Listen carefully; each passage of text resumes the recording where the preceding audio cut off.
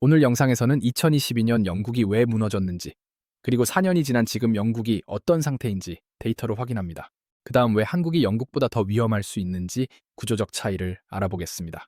그리고 마지막으로 이 상황에서 개인이 어떻게 자산을 지켜야 하는지 구체적인 방향을 제시해드리겠습니다. 2022년 9월 IMF는 역사적인 성적표를 발표합니다.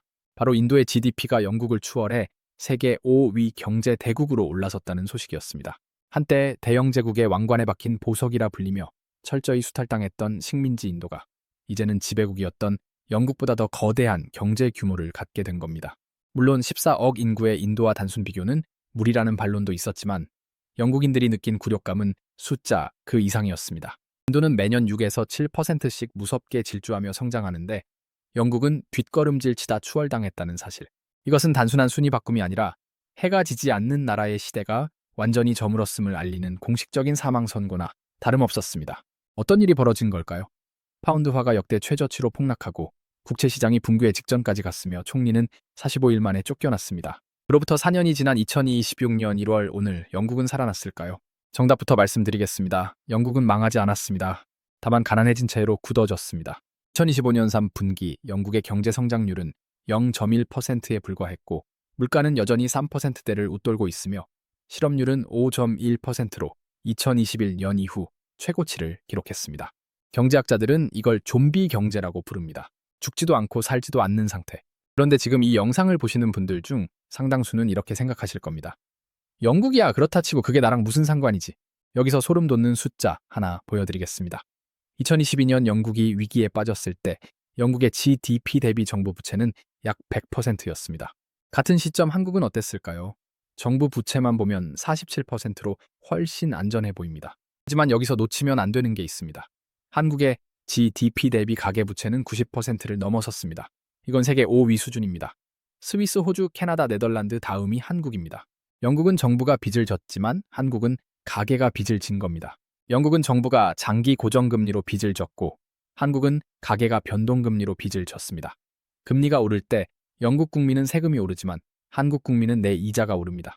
그래서 금리 충격이 오면 한국은 소비와 내수가 먼저 무너질 수도 있습니다. 고통의 채널이 완전히 다릅니다. 2022년 9월 23일 영국의 신임 총리 리즈 트러스가 발표한 정책은 단 한 문장으로 요약됩니다. 세금은 깎고 돈은 뿌리겠다. 구체적으로 보면 향후 5년간 450억 파운드 한화로 약 72조 원 규모의 감세를 단행하고 에너지 보조금으로 1,500억 파운드, 약 240조 원을 쏟아붓겠다는 계획이었습니다. 1972년 이후 50년 만에 가장 큰 규모의 감세였습니다. 문제는 타이밍이었습니다. 당시 영국의 물가 상승률은 10%를 넘어서고 있었고 영란은행은 금리를 올리며 시중의 돈을 빨아들이고 있었습니다. 경제학 교과서에서 이런 상황을 뭐라고 부르는지 아십니까? 긴축이 필요한 시기라고 부릅니다. 그런데 트러스 총리는 정반대로 간 겁니다. 이 감세가 시장에 준 신호는 이겁니다. 이 정부는 지금 물가를 잡을 생각이 없다. 세금을 깎는다는 건 정부가 민간의 추가 소비 여력을 만들어주겠다는 뜻입니다. 다시 말해 시중에 돈을 늘리겠다는 이야기입니다. 물가를 잡기 위해 중앙은행은 금리를 올리며 돈을 회수하고 있는데 정부는 그 옆에서 세금을 깎아 돈을 풀겠다고 선언한 겁니다.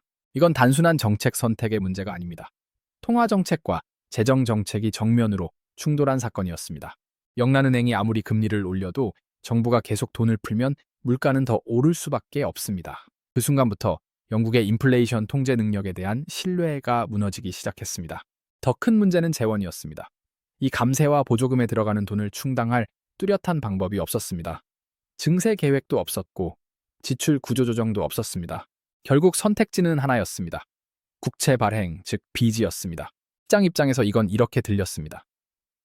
물가는 높은데 금리는 오르는데 앞으로 국채는 더 많이 찍겠다는 거죠? 이 말이 의미하는 바는 명확합니다. 앞으로 발행될 영국 국채의 가치는 떨어질 것이고 이를 사려면 더 높은 금리를 줘야 한다는 뜻입니다. 그날 이후 벌어진 일은 신뢰 붕괴였습니다. 파운드화는 폭락했고 영국 국채 금리는 급등했으며 연기금과 금융기관들이 연쇄적으로 흔들리기 시작했습니다. 시장은 리즈 트러스의 정책을 이렇게 평가합니다. 영국 정부 부채가 이미 GDP의 100%인데 여기서 70조 원 넘게 더 빌린다고. 게다가 물가가 10%씩 오르고 있으니까 금리도 계속 올라갈 거고 이자 부담은 눈덩이처럼 불어날 텐데 과연 갚을 수 있을까? 경기를 살리겠다는 정책이 아니라 물가와 신뢰를 동시에 불태우는 선택이라고. 결론은 단 4일 만에 나왔습니다. 파운드화 가치가 1달러당 1.03달러까지 떨어졌습니다. 역사상 최저치였습니다. 영국 30년 만기 국채 금리는 5%를 돌파하며 수직 상승했고 국채 가격은 폭락했습니다. 그런데 여기서 진짜 위험한 상황이 터졌습니다. 영국 연기금의 연쇄 폭발 위기였습니다. 영국 연기금들은 LDI라는 전략을 쓰고 있었습니다. 부채 연계 투자 전략이라고 하는데 쉽게 말해서 국채를 담보로 레버리지를 일으켜 투자하는 방식입니다. 국채 가격이 안정적일 때는 문제가 없습니다. 그런데 국채 가격이 폭락하면 어떻게 될까요? 담보 가치가 떨어지니까 추가 증거금을 내라는 마진콜이 날아옵니다. 연기금들은 급하게 현금을 마련해야 했고 가장 빨리 팔 수 있는 게 뭐였을까요? 국채였습니다. 국채를 팔아서 마진콜에 대응하니까 국채 가격은 더 떨어지고 국채 가격이 더 떨어지니까 또 마진콜이 날아오고 전형적인 악순환이 시작된 겁니다. 영란은행 추산에 따르면 이 사태로 영국 연기금들이 입은 손실은 최대 1,500억 파운드, 약 248조 원에 달했습니다.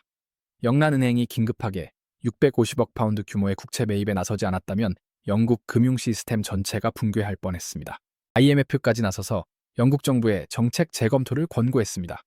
이례적인 일이었습니다. 선진국 정부의 경제 정책에 IMF가 공개적으로 비판 성명을 낸 건 거의 처음 있는 일이었으니까요. 결국 트러스 총리는 취임 45일 만에 사임했습니다. 영국 역사상 최단임기 총리라는 불명예를 안고요. 이 사건이 우리에게 알려주는 건 명확합니다. 시장은 정부보다 빠릅니다. 아무리 선진국이라도 시장의 신뢰를 잃으면 며칠 만에 위기에 빠질 수 있습니다. 그리고 그 위기는 연기금, 국채, 환율, 금리 모든 것을 동시에 흔듭니다. 트러스 사태가 터진 지 4년이 지났습니다. 2026년 1월 현재 영국은 어떤 상태일까요? 위기가 지나갔으니 회복했겠지 하고 생각하시나요? 아닙니다. 데이터를 보면 얘기가 달라집니다. 2025년 영국의 경제 성장률은 1% 수준에 그쳤습니다. 2025년 3분기에는 0.1% 성장에 머물렀고 8월에서 10월 사이에는 오히려 마이너스 0.1% 역성장을 기록했습니다. 물가는 2025년 11월 기준 3.2%로 여전히 영란은행 목표치인 2%를 훨씬 웃돌고 있습니다.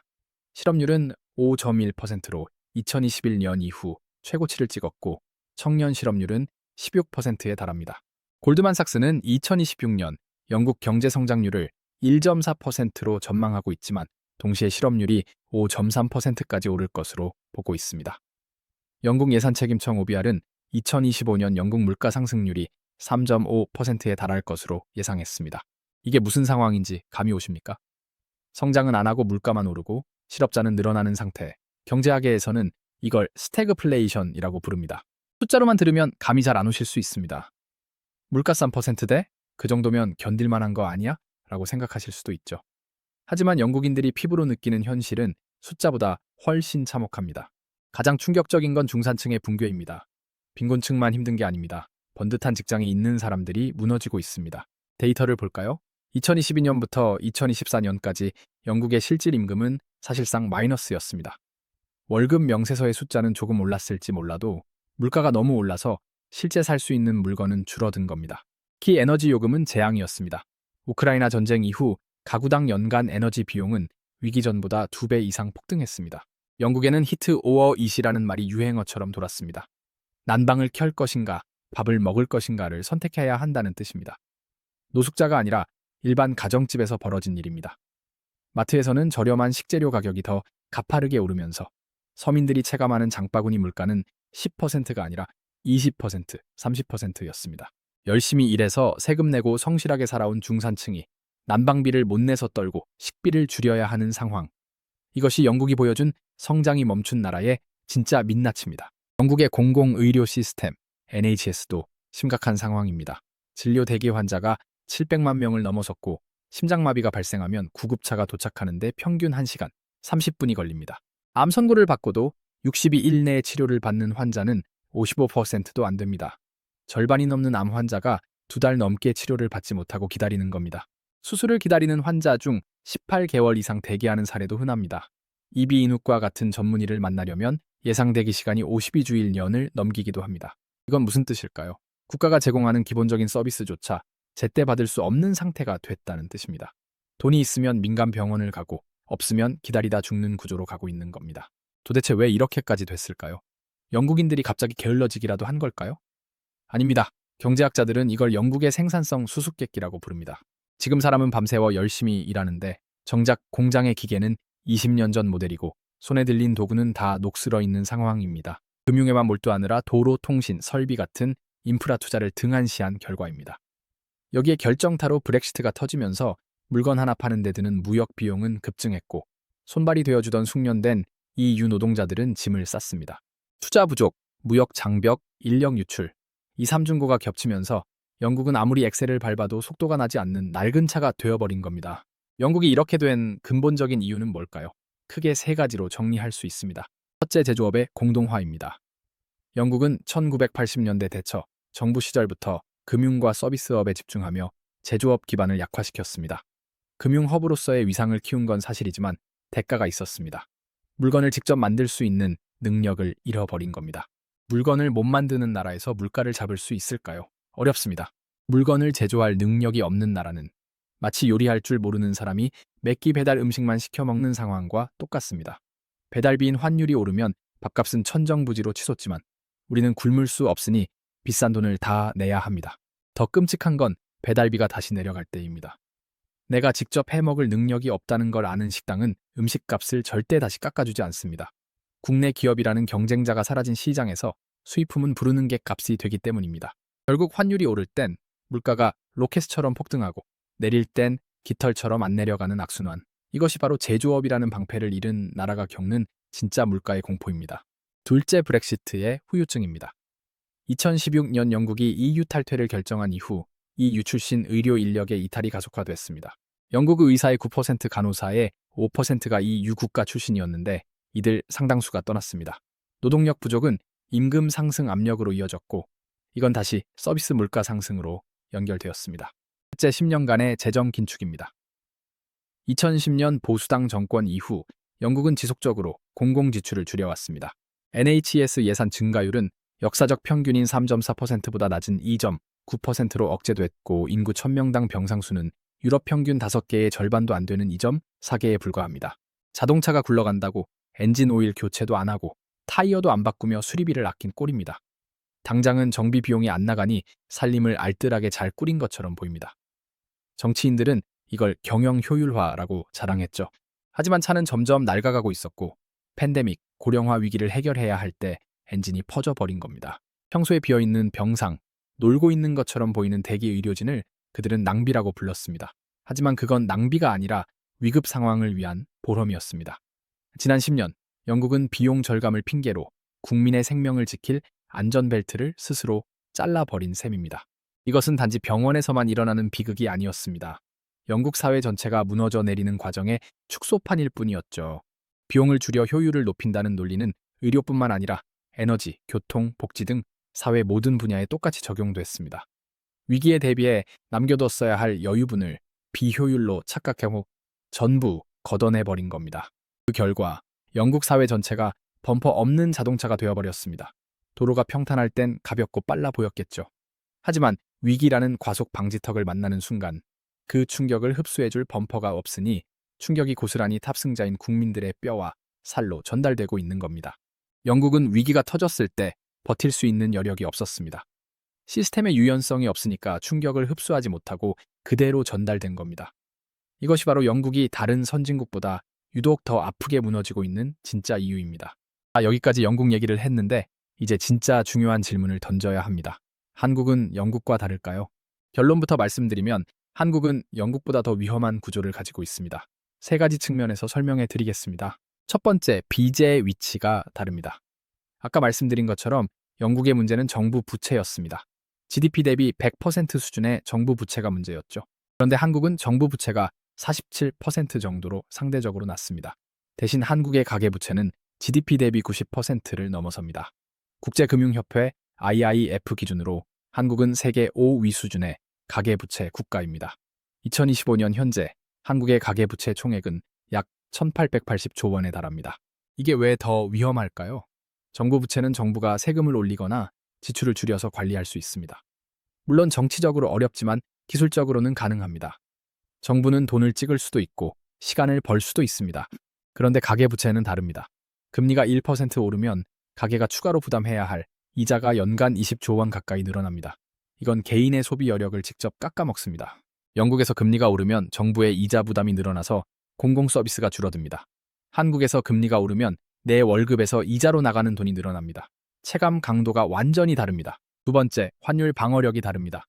영국은 파운드화가 세계 4대 기축통화 중 하나입니다. 달러, 유로, 엔화 다음으로 국제거래에서 많이 쓰이는 통화입니다. 위기가 와도 파운드로 결제할 수 있는 시장이 있고 파운드를 보유하려는 수요가 있습니다. 원화는 그렇지 않습니다. 원화는 기축통화가 아닙니다. 국제거래에서 원화로 결제되는 비중은 1%도 안 됩니다. 이게 무슨 차이를 만드는지 아십니까? 위기가 오면 외국 자본은 원화를 팔고 달러를 삽니다. 원화 가치가 떨어지면 수입 물가가 오르고 수입 물가가 오르면 국내 물가가 오릅니다. 물가가 오르면 금리를 올려야 하고 금리가 오르면 가계 부채 이자 부담이 늘어납니다. 현재 원달러 환율이 1,400원을 계속 상회하고 있습니다. 1,400원 선을 넘은 건 역사적으로 외환위기 때, 2008년 금융위기 때, 2022년 코로나 팬데믹 때, 그리고 지금입니다. 전부 위기 상황이었습니다. 환율이 오르면 국민의 실질 구매력이 떨어집니다. 1달러에 1,200원일 때와 1,400원일 때 같은 물건을 사는 데 드는 원화가 17%나 차이 납니다. 여러분의 원화 자산 가치가 그만큼 줄어든 겁니다. 세 번째, 경제 구조의 취약성이 다릅니다.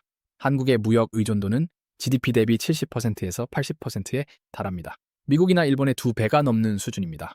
수출이 흔들리면 경제 전체가 흔들리는 구조입니다. 게다가 한국 수출의 상당 부분이 반도체에 집중되어 있습니다. 반도체 경기가 좋을 때는 착시 효과로 전체 경제가 좋아 보이지만 반도체를 빼면 얘기가 달라집니다. 2025년 4분기 한국 경제는 전분기 대비 0.3% 역성장했습니다. 3년 만에 가장 큰 분기 역성장이었습니다. 비반도체 수출이 1% 감소했고 건설 투자는 3.9% 급락했습니다. 현대경제연구원은 2025년 한국 경제 성장률 전망을 1.7%에서 0.7%로 1%포인트나 낮췄습니다. 0%대 성장률. 이건 1960년 이후 66년 역사에서 네 번째로 낮은 수준입니다. 그 앞에 세 번이 언제였는지 아십니까? 1998년 IMF 외환위기, 1980년 마이너스 성장, 2020년 코로나 팬데믹, 전부 위기 상황이었습니다. 여기서 한 가지 의문이 생기실 겁니다. 그래도 한국은 수출을 많이 하니까 경상수지 흑자가 나지 않느냐? 달러가 들어오고 있으니까 괜찮지 않느냐? 맞는 말입니다. 한국은 경상수지 흑자 국가입니다. 수출로 벌어들이는 달러가 수입으로 나가는 달러보다 많습니다. 그런데 이상한 현상이 벌어지고 있습니다. 경상수지가 흑자인데 왜 환율은 1,400원대를 넘나들까요? 교과서대로라면 달러가 들어오니까 원화 가치가 올라가야 하는 거 아닙니까? 여기에 네 가지 그림자가 드리워져 있습니다. 첫 번째 그림자, 역대급 한미금리 차입니다. 미국 연준은 인플레이션을 잡기 위해 금리를 5.5%까지 올렸었고 현재는 3.75%입니다. 한국은행 기준금리는 2.5%입니다. 금리 차이가 1.25%포인트 가까이 벌어져 있습니다. 돈은 금리가 높은 곳으로 흐릅니다. 당연히 전 세계 자본이 미국으로 빨려 들어가고 있습니다. 한국에서도 달러가 빠져나가고 있고요. 두 번째 그림자, 지정학적 리스크입니다. 세계가 불안해지면 투자자들은 안전자산을 찾습니다.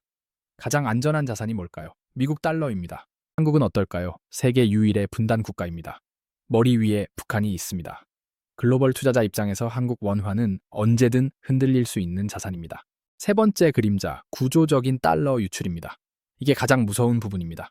이제 외국인이 아니라 한국인 스스로가 달러를 사서 해외로 보내고 있습니다. 서학개미 들어보셨죠? 한국 개인 투자자들이 미국 주식을 사는 현상입니다. 테슬라, 엔비디아, 애플. 매일 밤 미국 주식 시장이 열리면 한국 투자자들의 주문이 쏟아집니다. 이 과정에서 원화가 달러로 바뀌어 나갑니다. 더 큰 고래가 있습니다. 국민연금입니다. 국민연금은 수익률을 위해 전체 자산의 절반 이상을 해외에 투자하고 있습니다. 매달 우리 월급에서 떼어간 연금 보험료가 달러로 환전되어 미국 주식시장으로 나갑니다. 수출로 힘들게 벌어온 달러보다 투자하러 나가는 달러가 더 많아질 수 있는 구조가 만들어진 겁니다. 물론 이렇게 반문하실 수 있습니다. 코스피가 사상 최초로 5,000포인트를 돌파했는데 외국인들이 돈 싸 들고 들어와서 그런 거 아니냐라고요. 하지만 냉정하게 그 속을 들여다봐야 합니다. 외국인 투자자에게 코스피 5,000은 더 투자하고 싶은 신호가 아니라 기다리고 기다리던 역대급 수익 실현의 기회일 뿐입니다. 바닥에서 샀던 주식을 최고점에서 팔아치우고 그 막대한 원화 수익금을 달러로 바꿔서 대탈출을 할 수 있습니다.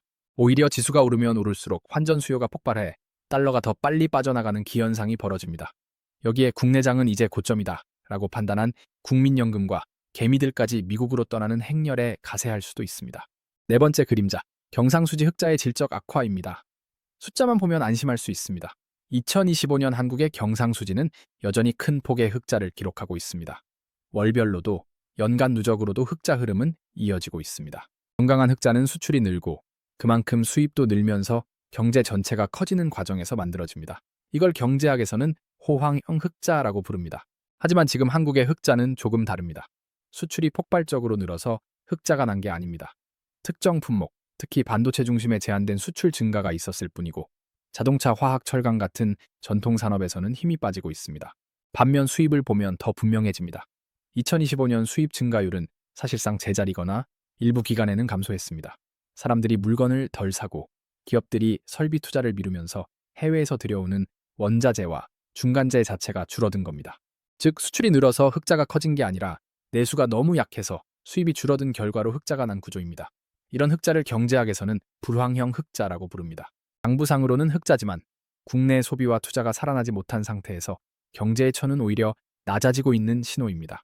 더 우려되는 건 이 구조가 단기간 현상이 아니라는 점입니다. 내수가 회복되지 않는 상태에서 수출마저 특정 산업에 과도하게 의존하면 외부 충격이 왔을 때 흑자는 순식간에 사라질 수 있습니다.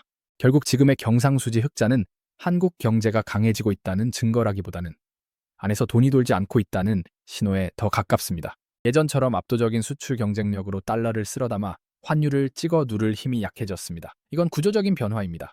자, 그러면 이 상황에서 개인은 어떻게 해야 할까요? 이 구조를 이해하면 방향이 보입니다. 첫 번째, 원화 자산 비중을 점검해야 합니다. 기축통화가 아닌 나라에서 자산 전부를 원화로 갖고 있는 건 리스크입니다. 영국도 파운드가 기축통화인데 위기 때 15%가 빠졌습니다. 원화는 그보다 더 크게 움직일 수 있습니다. 자산의 일정 비율을 달러나 달러 표시 자산으로 분산하는 걸 고려해 볼 수 있습니다. 달러 예금, 미국 주식, 미국 채권, ETF, 포트폴리오의 20%에서 30% 정도를 달러 자산으로 가져가는 전략을 검토해 볼 만합니다. 물론 지금 환율이 너무 높아서 부담스럽다고 느끼실 수 있습니다. 상투 잡는 거 아닐까 걱정되시는 게 당연합니다. 하지만 달러 투자는 시세 차익을 노리는 재테크가 아니라 내 자산을 지키기 위한 생존 보험으로 접근해야 합니다. 우리가 화재 보험에 가입할 때 보험료가 할인하면 그때 가입해야지라고 미루지 않는 것과 같습니다. 만약 환율이 떨어져서 달러에서 손해를 본다면 그건 역설적으로 한국 경제가 튼튼해져서 여러분의 원화 자산 가치가 지켜졌다는 뜻이니 기뻐할 일입니다. 반대로 한국 경제가 정말 위기에 처해 원화가 휴지 조각이 될 때 유일하게 내 계좌를 든든하게 받쳐줄 구명조끼는 달러뿐입니다. 지금의 환율은 비싼 가격이 아니라 위기 시 내 자산이 증발하는 것을 막아줄 안전벨트 비용이자 해지 수단이라고 생각하셔야 합니다. 두 번째, 현금 흐름을 확보해야 합니다. 영국 사례에서 봤듯이 국가 시스템이 흔들리면 가장 먼저 타격받는 건 현금 흐름입니다. 일자리가 불안해지고 복지 서비스가 줄어들고 의료 대기 시간이 길어집니다. 자산이 있어도 현금이 없으면 위기에 취약합니다. 부동산에 자산이 묶여있는 분들은 특히 주의가 필요합니다. 비상자금으로 최소 6개월에서 1년치 생활비는 유동성 있는 형태로 갖고 있어야 합니다. 세 번째, 핵심지가 아닌 부동산은 재검토가 필요합니다. 영국에서도 런던만 버티고 지방은 소멸하고 있습니다. 한국도 마찬가지입니다. 전국 228개의 시군구 중 절반 이상이 소멸 위험 지역으로 분류되어 있습니다. 저성장 시대에는 모든 부동산이 오르지 않습니다. 핵심지에 집중되고 나머지는 빠집니다. 이건 한국만의 현상이 아니라 저성장 국가들에서 공통적으로 나타나는 패턴입니다. 네 번째, 글로벌 수요가 있는 능력을 키워야 합니다. 영국에서도 살아남은 사람들이 있습니다. 글로벌 시장에서 통하는 기술을 가진 사람들입니다. 영국 주니어 닥터들 중 3분의 1이 해외에서 일하고 싶어 한다는 설문 결과가 있습니다. 국경을 넘어 일할 수 있는 능력이 있으면 특정 국가의 경제 상황에 덜 종속됩니다. 저성장 시대에는 국가가 개인을 지켜주기 어렵습니다. 개인이 스스로를 지켜야 합니다. 그리고 그건 단순히 돈을 모으는 것만으로는 부족합니다. 돈의 위치를 분산하고 수입원을 다변화하고 능력을 글로벌 수준으로 올려야 합니다. 마지막으로 정리하겠습니다. 2022년 영국은 잘못된 정책 하나로 금융시장이 붕괴 직전까지 갔습니다. 4년이 지난 2026년 현재 영국은 회복되지 않았습니다. 0%대 성장 3%대 물가, 5%대 실업률. 좀비처럼 죽지도 살지도 않는 상태입니다. 한국은 영국보다 정부 부채는 낮지만 가계부채는 세계 최고 수준입니다. 기축통화도 없고 수출 의존도는 높고 자본은 계속 해외로 빠져나가고 있습니다. 구조적으로 영국보다 더 취약한 부분이 분명히 있습니다. 우리는 현재 경제의 구조를 이해해야 합니다. 구조를 이해하면 내가 어떤 위치에 있는지 알 수 있습니다. 내 위치를 알면 대응할 수 있습니다. 영국은 해가 지지 않는 나라였습니다. 하지만 해는 반드시 집니다. 영상이 유익하셨다면 구독과 좋아요 부탁드립니다. 영상 제작에 큰 힘이 됩니다. 여러분은 한국 경제가 앞으로 어떻게 될 것 같으십니까? 영국처럼 좀비 경제로 굳어질 것 같습니까? 아니면은 반등할 수 있을 것 같습니까? 여러분의 생각을 댓글로 남겨주세요.